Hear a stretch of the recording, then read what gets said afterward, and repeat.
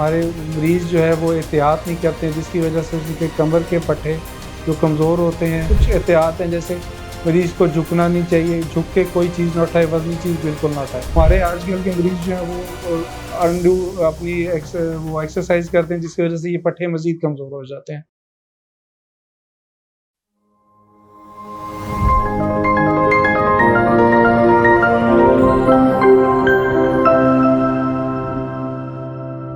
السلام علیکم، میرا نام ڈاکٹر کرم رسول بسرا ہے. میں consultant orthopaedic and trauma surgeon Niazi medical complex میں اپنی خدمات سر انجام دے رہا ہوں.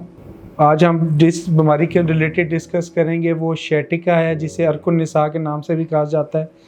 پہلے یہ بیماری بہت زیادہ بڑھاپے میں آتی تھی، لیکن آج کل یہ جو مسئلہ ہے جوان مریضوں میں بھی آ رہا ہے، جو ہمارے پاس کمر درد کے ساتھ آتے ہیں، جو کہ ٹانگوں میں بھی جاری ہوتی ہے، اور بہت زیادہ ایشوز آتے ہیں لوگوں کو. تو آج اس کے بارے میں یہ بتائیں گے. یہ بیسیکلی آج کل مریضوں میں اس سے زیادہ کامن ہے. ایک تو ہماری ایکٹیویٹی ایسی ہے، لائف سٹائل ایسا ہے کہ ہمارے مریض جو ہے وہ احتیاط نہیں کرتے ہیں، جس کی وجہ سے ان کے کمر کے پٹھے جو کمزور ہوتے ہیں وہ کھنچ جاتے ہیں، یا پھر وہ ایسا ایسا کھنچاؤ کی وجہ سے وہ ہڈی پہ بھی اثر انداز ہوتے ہیں، اور بعد میں مریضوں کو ڈسک کا مسئلہ شروع ہو جاتا ہے. تو اس میں یہ ہوتا ہے کہ سب سے پہلے جو چیز ہے وہ احتیاط ہے.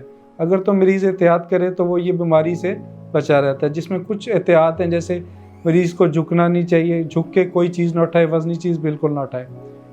تو ہمارے آج کل کے مریض جو ہیں وہ انڈو اپنی وہ ایکسرسائز کرتے ہیں، جس کی وجہ سے یہ پٹھے مزید کمزور ہو جاتے ہیں. تو ہمارے پاس جب یہ مریض آتے ہیں بڑے پریشانی کی حالت میں آتے ہیں، ہم ان کا معائنہ کرتے ہیں، ان کی تشخیص کرتے ہیں، اور اس کا علاج کر کے مریض کی اس میں فزیوتھراپی اگر ریکوائرڈ ہو وہ بھی ہمارے پاس فیسلٹیز اویلیبل ہیں، وہ ساتھ ہم دوائی دیتے ہیں، تو مریض اس میں ٹھیک ہو جاتے ہیں.